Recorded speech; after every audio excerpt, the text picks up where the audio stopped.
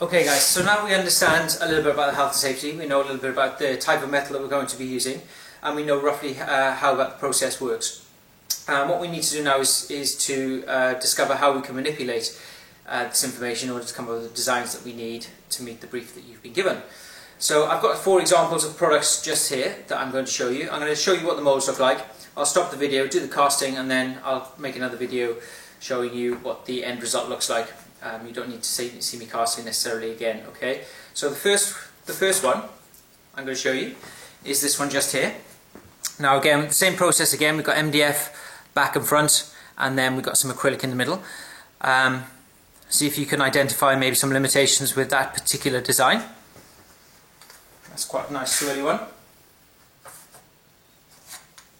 We've got another mould just here.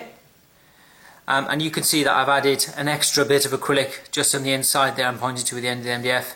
So we've got a little bit of black and a little bit of white. And of course the advantage of using acrylic is that if you place a piece inside what would be the void, when you crack open the mould later on, you'll have a lovely bit of acrylic that'll be cast inside the pewter. Got another one just here, and again I'm making best use of the process. I have 3, I don't know how easy it is to see on the video, but I have inside what would be the void, I have pink, red and purple acrylic glued to the back base. And the 4th and final is the shape that you'll recognise from the last video.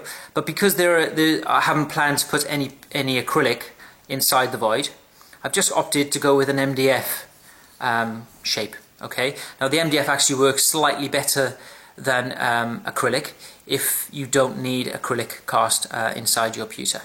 Okay, so there are 4 shapes. Some of them will work really well, some of them won't work very well at all, and hopefully you're able to guess which those are now. I'm going to secure all these in the vise, nice and far down this time, because you don't need to see what's happening. I'm just going to put a little G-clamp on the top.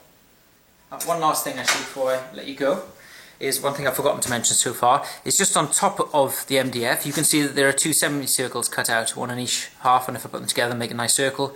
That's called a sprue, and the purpose of the sprue on top of the mould is to allow extra weight to push the pewter around the void of the mould itself. Okay,